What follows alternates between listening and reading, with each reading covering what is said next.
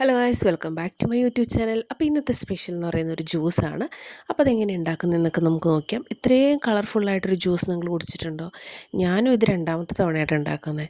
അപ്പോൾ നമുക്ക് എങ്ങനെ ജ്യൂസ് ഉണ്ടാക്കുന്നതെന്ന് നോക്കാം. അതിന് വേണ്ടിയിട്ട് ഞാനിവിടെ ഡ്രാഗൺ ഫ്രൂട്ടാണ് വാങ്ങിച്ചിരിക്കുന്നത്.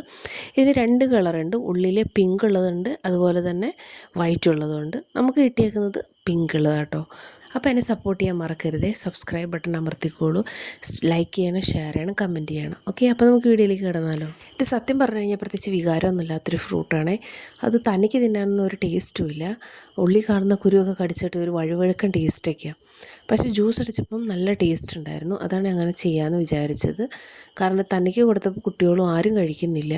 എന്നാൽ അത് ഹെൽത്തി ആയിട്ടുള്ള ഒരു ഫ്രൂട്ടും കൂടിയല്ലേ, അപ്പോൾ അതെങ്ങനെയും കഴിക്കണ്ടേ. അപ്പോൾ അങ്ങനെയാണ് ജ്യൂസിലേക്ക് നമ്മൾ പോയത്.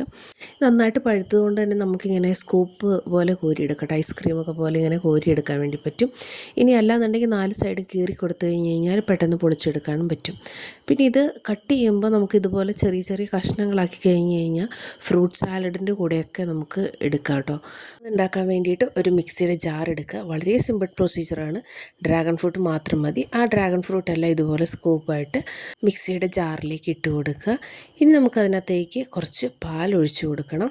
പിന്നെ അതിനകത്തേക്ക് ആവശ്യത്തിന് പഞ്ചസാര ഇട്ട് കൊടുക്കണം. പഞ്ചസാര നിങ്ങളുടെ ആവശ്യത്തിന് ഇട്ടാൽ മതി. ഇവിടെ ഞാൻ 2 ടേബിൾ സ്പൂൺ പഞ്ചസാര ഇടുന്നുണ്ട്. അതുപോലെ തന്നെ വഴുവഴുക്കൻ ഒരു ടേസ്റ്റ് ആയതുകൊണ്ട് കുറച്ച് കൂടുതൽ വെള്ളം ഒഴിക്കുന്നുണ്ട്. അപ്പോൾ നമ്മുടെ ഡ്രാഗൺ ഫ്രൂട്ട് ഇതുപോലെ റെഡി ആയിട്ടുണ്ട്. വളരെ കളർഫുള്ളായിട്ടുണ്ട്. അപ്പോൾ നിങ്ങൾക്ക് ഇഷ്ടമായെങ്കിൽ നിങ്ങൾ വീഡിയോ സബ്സ്ക്രൈബ് ചെയ്യാൻ മറക്കരുത്, ലൈക്ക് ചെയ്യാനും ഷെയർ ചെയ്യാനും മറക്കരുത് കേട്ടോ.